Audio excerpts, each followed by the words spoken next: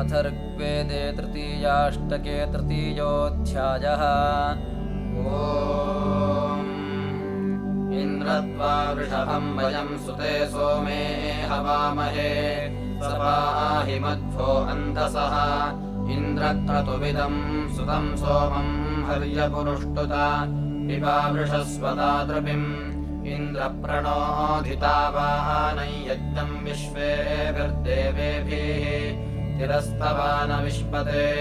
इन्द्रसोमाः सुता इमे तव प्रयन्ति सत्पते क्षयं चन्द्रास इन्दवः तधिष्वा जठरे सुतं सोममिन्द्रवरेण्यं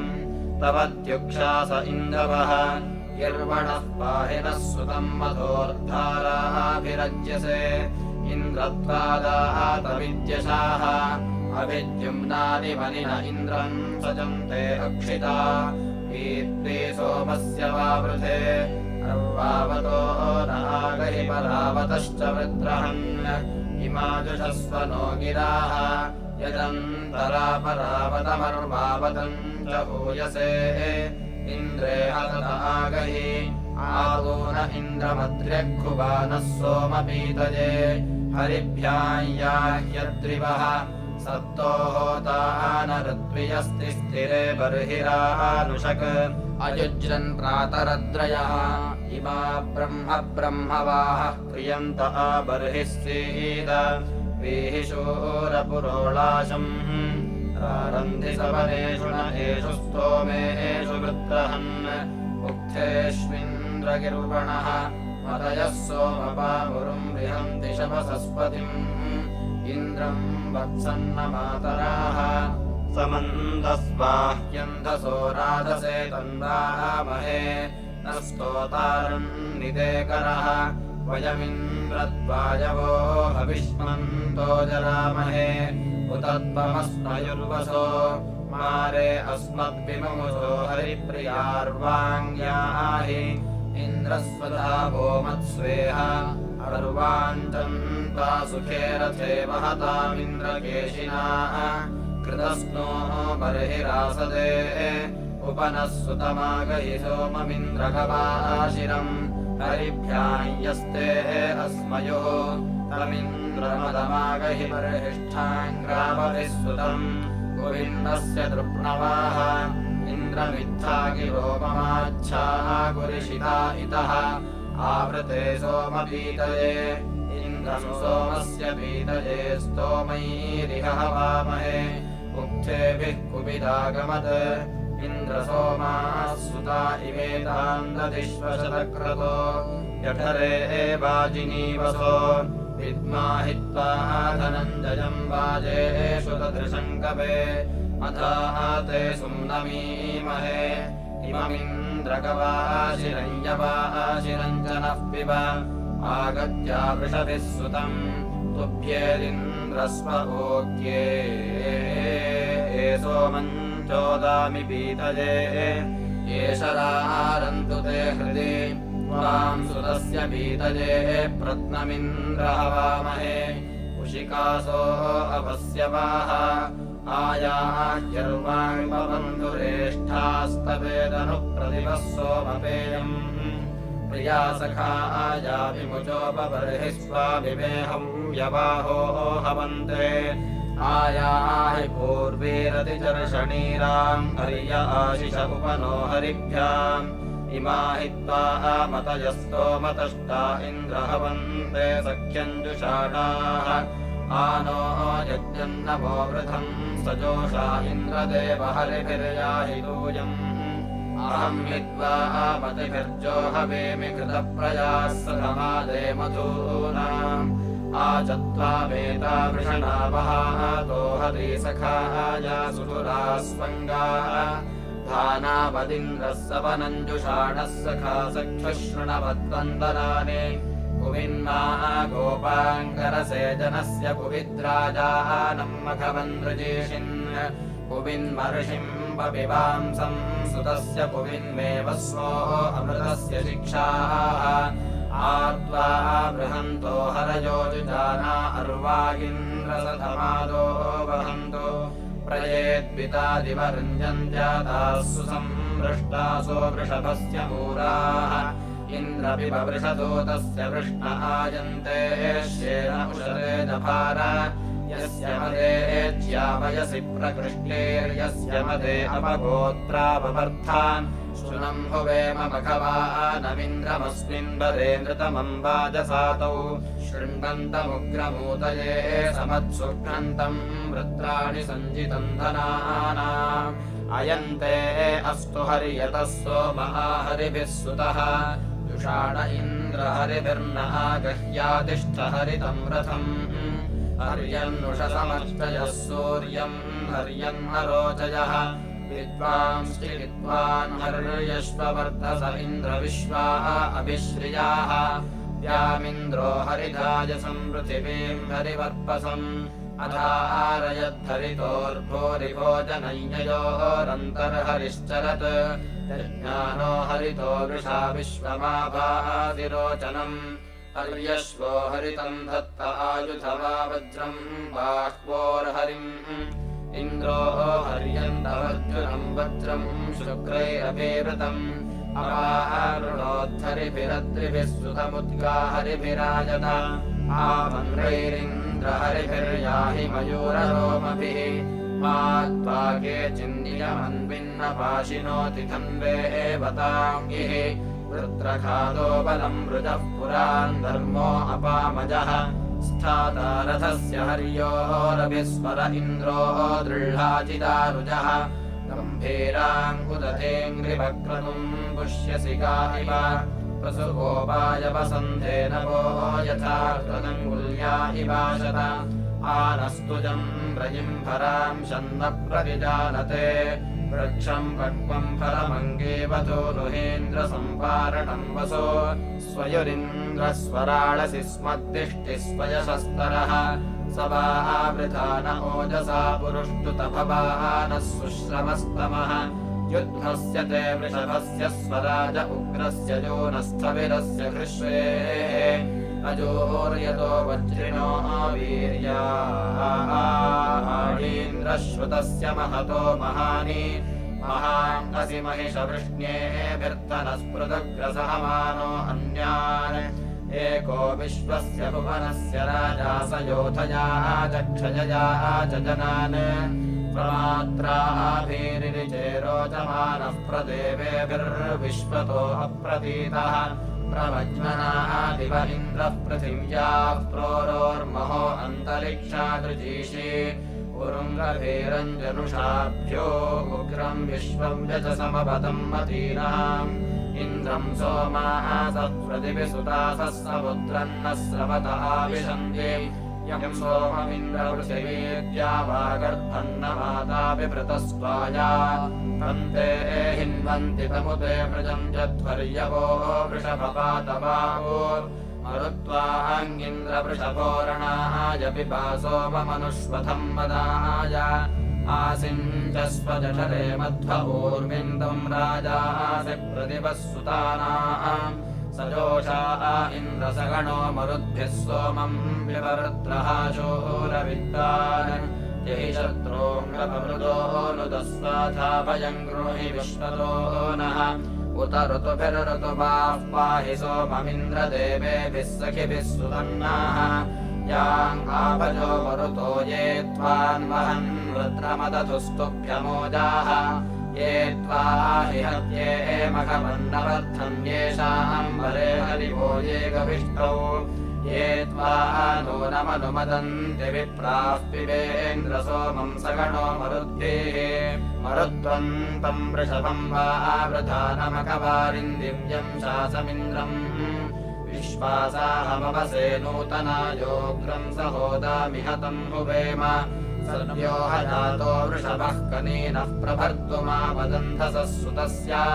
साधोः पिब प्रतिकामम् यथा तेरसा शिरः प्रथमम् सोम्यस्य यच्चायथास्तदहरस्य कामेंशोः पीयूषमपि भोगिरिष्ठाम् तन्ते माता परियोषाजनित्वे महः पितुर्दमः आसिञ्चदग्रे उपस्थाय मातरमन्नमैट्टदिग्ममपश्यदभि सोममूधाः प्रयापयन्नचरद्युत्सो अन्यान् महानि चक्रे पुरुधः प्रतीकः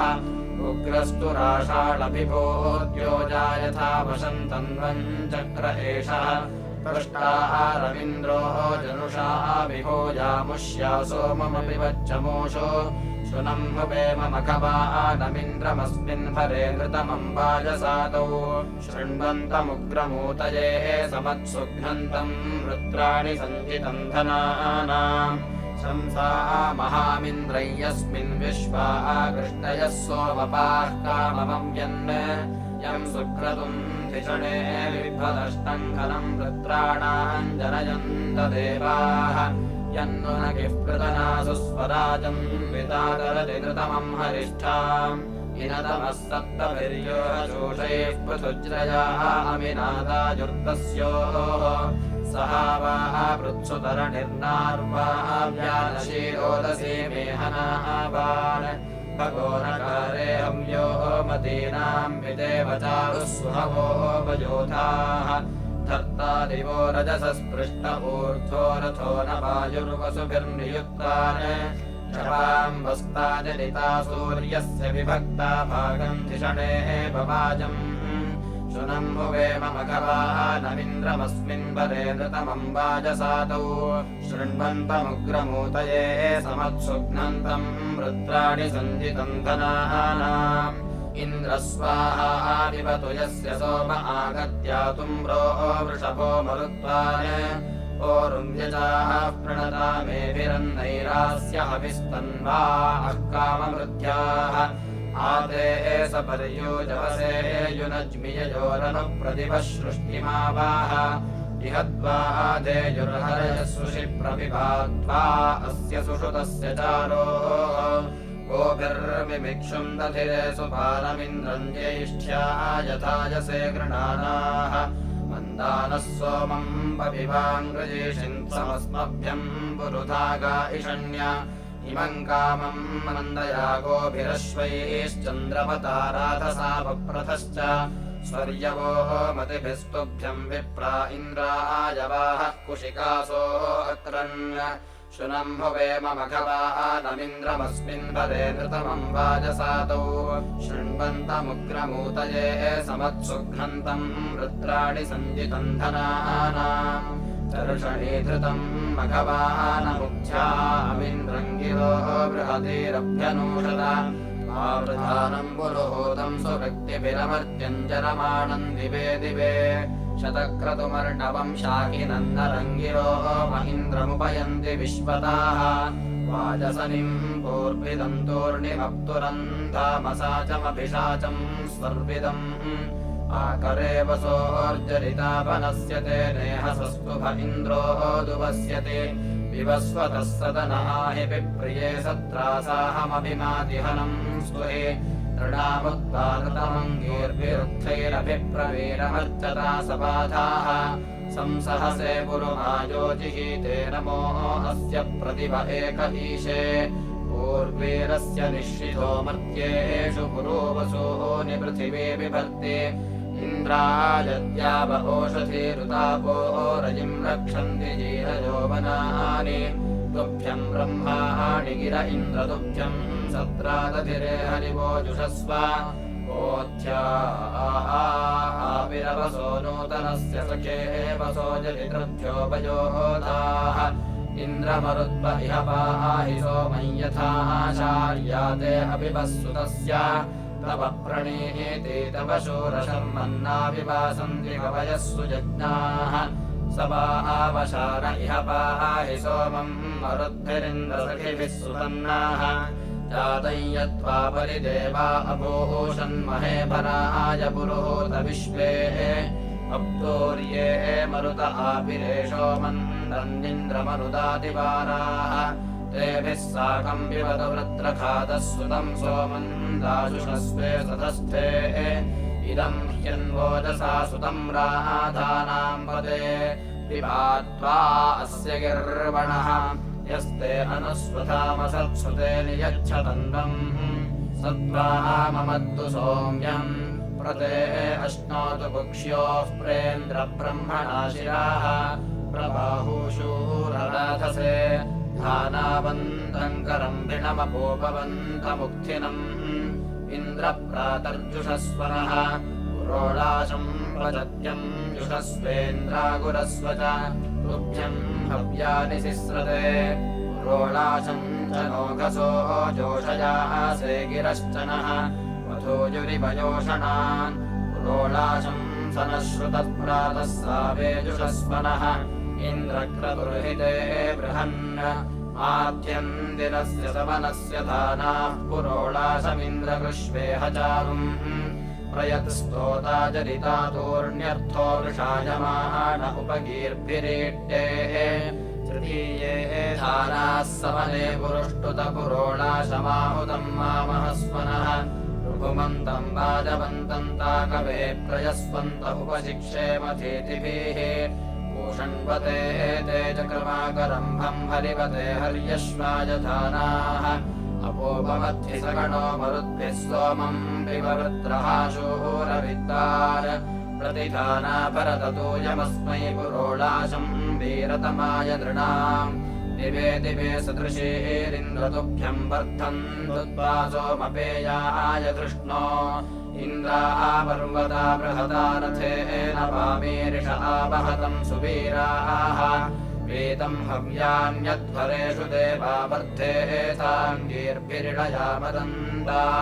तिष्ठा सुखम् मघवन्वापरागाः सोमस्य नुत्वासुषुतस्य यक्षि पितुर्न पुत्रस्य च मारभेत इन्द्रस्वादिष्ठया गिराशजीवः शंसाः वाद्वर्यो प्रतिमे गृणीहीन्द्राय वाहः कृणवावजुष्टम् एदम् बर्हिर्यजमानस्य सीदाथाः च वो दुग्धमिन्द्राय शस्तम् जायेदस्त्रम् मघवन्सेदुयोनिस्तदित्वाः युक्ता हरयो वहन्तु यदा कदा च सुनवामसोममग्निष्ट्वाः दूतोधन्वाद्यच्छा पराः याहि मघवन्ना च याहीन्द्रभ्रातरुभयत्राः ते अर्थम् यत्रा रथस्य बृहतो निधानम् विमोचनम् वाजिनो रासभस्य अपाः सोममस्तमिन्द्रप्रयाहि कल्याणेर्जाया सुरणम् गृहेते यत्रा रथस्य बृहतो निधानम् विमोचनम् वाजिनो दक्षिणावत् इमे भोजा अङ्गिरसो विरोभादिवस्पुत्रासो असुरस्य वीराः विश्वामित्राय ददतो मघानि सहस्रसावे प्रतिरन्तायुः रूपम् रूपम् मघवाबो भवीति मायाः कृण्वानस्तन्वा अम्बरिस्वाम् त्रिर्यद्दिवः परिमुहूर्तमागात् स्वैर्मन्त्रैरनृतुवार्तावाः महाङ्गृषिर्देवजा देवजूतोस्तभ्नात् सिन्धुमर्णवन्द्रचक्षाः विश्वामित्रो यदवहत्सुधा समप्रियायत कुशिकेभिरिन्द्राः हंसा इव कृणुध श्लोकमद्रिभिर्वदन्तो गीर्भिरद्धरे सुते सचाः देवेभिर्विप्रार्षयो नृचक्षसो विपिबद्धम् कुशिकाः सोम्यम् मधु उपप्रेतकुशिकाश्चेतयध्वमश्वम् राजे प्रमुञ्चता सुदासाः राजा आवृत्रञ्जङ्घनत्प्रागपाकुतगथा यजाते वरः पृथिव्याः य इमे रोदसी उभे अहमिन्द्रमतुष्टवम् विश्वामित्रस्य रक्षति ब्रह्मेदम् भारतञ्जनम् विश्वामित्रा अनासत ब्रह्मेन्द्राय वज्रिणे करदिन्नः सुराधसः किन्ते कृण्वन्ति कीकटेषु गावो नाशिरन् दुह्रेण तपन्ति घर्मम् आनो भरप्रमगन्धस्य वेदो नैचाशाखम् मघवन् रन्धयानः ससर्परेणमतिम् बाधमाना बृहन्मिमाय जमदग्निदत्ता आसूर्यस्य दुहिता तथा न श्रवो देवेष्वमृतमधुर्यम् ससर्परेरभरत्तोजमेभ्योऽधिश्रवः पाञ्चजन्यासु कृष्टिषु सा पक्ष्या आनव्यमायुर्दधानायाम् मे फलस्थिजमदग्नयो ददुः स्थिरौ गावो अवताम् वेणुरक्षो मेषा विबर्हिमायुगम् विशारे इन्द्रः पादल्ये ददताम् शरीतो नरिष्टने मे अभिनः सजस्व बलं देहि तनूषु नो बलमिन्द्रानलुत्सुनः बलं तोकायतनयाय जीवसे त्वं हि बलदा असि अभिव्ययस्व खदिरस्य सारमोजो देहि स्पन्दने शिंशपायाम् अक्षवीळो वीळितवीळयस्व मायामाहादस्मादवजीहि वो नः अयमस्मान्वनस्पतिर्माचहामाचरीरिषत् स्वस्या गृहेभ्य आवसाः विमोचनात् इन्द्रोतिभिर्बहुलाभिर्नो अद्ययाच्छ्रेष्टाभिर्मघवञ्चूरयिन्म यो नो द्वेष्ट्यधरस्तस्पदीष्टयमुद्विष्मस्तमुप्राणो जहातु परशुञ्चिद्वितपदिशिम्बलञ्चिद्विवृष्टति मुखाचिदिन्द्रयेशन्ति प्रयस्ताभे नमस्यति न सायकस्य जिगिते जनासो लोधं नयन्ति पशुमन्यमानाः नावाजिनं वाजिनाः हासयन्ति न कर्तभं पुरो अश्वान् नयन्ति इम इन्द्रभरतस्य पुत्रा अपवित्वं जिगितुर्न प्रवित्वम् इन्वन्त्यश्वरणं नित्यं ज्यावाजं परिणयन्त्याजौ इमं महे विदध्याय शोषं शश्वत्कृत्व ईड्याय प्रजभ्रुः शृणोतु नोदं येभिरनेकैः शृणोत्वग्निर्दिव्यैरजस्रः महिमहे दिवे अर्चा पृथिव्यै कामो महिच्छञ्चलति प्रजानन् ययोर्हस्तो मे विदथेषु देवाः सपर्यवो मादयन्ते स चाजोः युगोरृतं रोदसी सत्यमस्तु महेषुणस्सु विदाय प्रभूतम् इदं दिवे नमो अग्ने पृथिव्यै सपर्यामि प्रयसायामिरत्नम् उतो हि माहम्भूर्याविविद्रहृताः परीरोदसी सत्यवाचाः नरश्चिद्वां समिथे शूरसादौ पवन्दिरे पृथिवीरे विदानाः को अर्थावेदक इह प्रवोचद्देवाम् अच्छाः पथ्याः आकाशमेति दर्श्रतेषामवमासदांसि परेषु यागुह्येषु मृतेषु कविर्नृचक्षाः अभिषेमचष्टऋतस्य यो नाभिकृते वदन्ति नानाचक्राते सदनं यथा वेः समानेन क्रतुना संविधाने समान्या वियुते दूरे अन्ते ध्रुवे पदे तस्थतुर्जागरूके उत स्वसारायुवती भवन्ति आदुब्रुवाते मिथुनानि नाम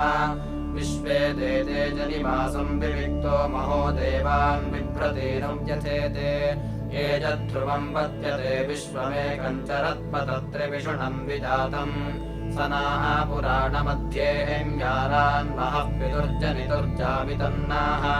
देवासो यत्र परितारहेवैरुरौ पथिं युते तस्थुरन्तः इमं स्तोमं रोदसी प्रब्रवीं यदोदराः शृण्वन्नग्निजिह्वाः मित्रः सम्राजो वरुणो युवानः आदित्यासः कवयः पप्रधानाः हिरण्यपाणिः सवितासु जिह्वस्त्रिरादिवो विदथे पद्यमानः देवेषु च सवितश्लोकमश्रेरादस्मभ्यमासुव सर्वतातिम् सुकृत्सु पाणिस्वभाङ्कृता वा देवस्पष्टावसेतानि नोधात् भूषण्वन्तर्भवो मादयद्धमूर्धग्राः बाणो अद्धरमतष्ट विद्युद्रथा मरुतरष्टिमन्तो दिवो मर्याः ऋतजाता अजासाः सरस्वती शृण्वन्यज्ञियाः सोधाताः रयिं सह वीरन्तुरासः विष्णुं स्तोमाः सः पुरुदस्मवर्का भगस्येव कारिणो यामनिग्मन् गुरुक्रमः ककुहो यस्य पूर्वीर्नमर्थन्ति युवतयो जनित्रीः इन्द्रो विश्वैर्वीर्यैः पद्यमान उभे आपप्रौरोदसी महित्वा पुरन्दरो वृत्रः धृष्टुषेणः सङ्गभ्याः न आभरा भूरि पश्वः आसत्या मे पितराः बन्धुवृच्छाः सजात्यमश्विनोश्चारुनाम इवं विस्थोरयिदौ नो रयीणान् दात्रं रक्षेथे अकवैरदब्धा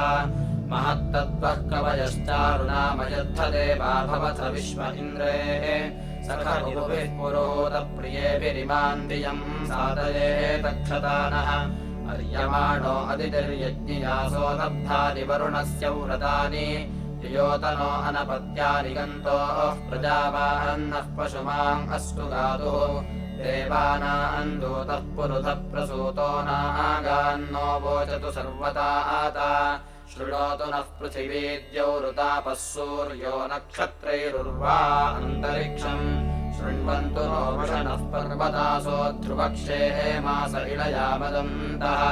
आदित्यैर्नो अदितिः शृणोतु यच्छन्तु नो मरुतः शर्म भद्रम् स्वदाः सुगः पितुमाङ्गस्तु पन्था मध्वा देवा ओषधीः सम्पिपृक्ता भगो मे अग्ने सख्येन वृद्ध्या रुद्रायो अस्याम् सदनम् पुरुक्षोः स्वतस्वहव्यासमिषो दिदेह्यस्मत्र्या अक्सम्मिमेः श्रवांसे विश्वाम् अग्ने पृत्सुताञ्जेषु शत्रो नः विश्वाः सुमनाः देदिहीनः उषसः पूर्वा अथ यद्योषुर्महद्विदग्ने अक्षरम् पदे गोः व्रता देवानामुपनुप्रपोषन् महद्देवानामसुरत्वमेकम् पोषोणो अत्र जुहुरन्त देवाना पूर्वे अग्ने पितरः पदज्ञाः पुराण्योः सत्मनोः केतुरन्तर्महद्देवानामसुरत्वमेकम् युगे पुरुत्रापदयन्ति कामाः शम्यच्छादीत्ये पूर्व्याणि समिद्धे अग्नावृतमित्वदेव महद्देवानामसुरत्वमेकम् समानो राजा विभृतः पुरुत्राशये शयासु प्रयुतोपनानो अन्यावत्संहरति क्षेति माता महद्देवानामसुरत्वमेकम् आक्षित्पूर्वा स्वपरा अनोरुत्सद्यो जातासु तरुणेष्वन्तः अन्तर्वते सुवते अप्रवीता महद्देवानामसुरत्वमेकम् शयोः परस्तादथनुद्विमाता बन्धनश्चरति वत्स एकाः मित्रस्य तावरुणस्य व्रतानि महद्देवानामसुरत्वमेकम् विमाता होता विदथेषु सम्राडन्नग्रम् चरति क्षेति बुध्नः प्ररण्याः गण्यवाचो भरन्ते महद्देवानामसुरत्वमेकम् शूरस्येव युध्यतो अन्तमस्य प्रतीचीनम् ददृशे विश्वमायत् अन्तर्मतिश्चरति निश्चितङ्गोर्महद्देवानामसुरत्वमेकम् निवेवेति परितो दूतः स्वन्तर्महांश्चरति रोचनेन वपुंसि बिभ्रदभिनो विचष्टे महद्देवानामसुरत्वमेकम् विष्णुर्गोपाः परमम् पादिपाथः प्रियाधामान्यवृता दधानः अग्निष्टा विश्वा भुवनानि वेद महद्देवानामसुरत्वमेकम् नानाचक्रादेयम्या आवोंसितयोरन्यद्रोचते कृष्णमन्यत् श्यावी च यदऋषि च स्वसारौ महद्देवानामसुरत्वमेकम् माता च यत्र दुहिता च धेनो समर्दुके थापयेते समीचे ऋतस्य ते सदशीले अन्तर्महद्देवानामसुरत्वमेकम् अन्यस्याः वत्संरिहतीमिमायकयाः भुवानि दधेथेनुरूधाः ऋतस्य सा वयसा बिन्वतेडाः महद्देवानामसुरत्वमेकम् प्रत्यावस्ते पुरुरूपावपोंश्योर्पादस्थोत्रिमिम्रेरिहाणा ऋतस्य सद्मवितरामि विद्वान् महद्देवानामसुरत्वमेकम् पदे इव निहिते तस्मे अन्तस्तयोरन्यद्गुह्यमाविरन्यत् सध्रीचीनापथ्या आसाविशोचे महद्देवानामसुरत्वमेकम् आथेन बोधुनयन्तामशिश्वे सवर्दुघाश्च जया अप्रदुग्धाः नव्या युवतयो भवन्तेर्महद्देवानामसुरत्वमेकम् यदन्यासु वृषभोरोरवीतिसो अन्यस्मिन् यूथे निदधातिरेताः स हि क्षपाः वाञ्छभगः स राजाः महद्देवानामसुरत्वमेकम् वीरस्य नुस्वश्व्यञ्जनासः प्रणुवोचामविदुरस्य देवाः षोल्हायुक्ताः पञ्चपञ्चावहन्ति महद्देवानामसुरत्वमेकम् एव स्पृष्टाः सविता विश्वरूपः पुपोषः प्रजाः पुरुधा जजान इमा च विश्वा भुवनान्यस्य महद्देवानामसुरत्वमेकम् मही समैरच्चम्बाः समीची उपेते अस्य वसुनान्यृष्टे शृण्वे वीरो विन्दमानो वसूनि महद्देवानामसुरत्वमेकम् इमाञ्जनः पृथिवीम् विश्वथाया उपक्षेति हितमित्रो न राजा पुरःसदः शर्म सदो न वीरा महद्देवानामसुरत्वमेकम् निश्चिद्फले स्तपोषधीरुतापोः रयिन्प इन्द्रपृथिवी बिभर्ति सखायस्ते वामभाजस्याम महद्देवानामसुरत्वमेकम् इति तृतीयाष्टके तृतीयोऽध्यायः।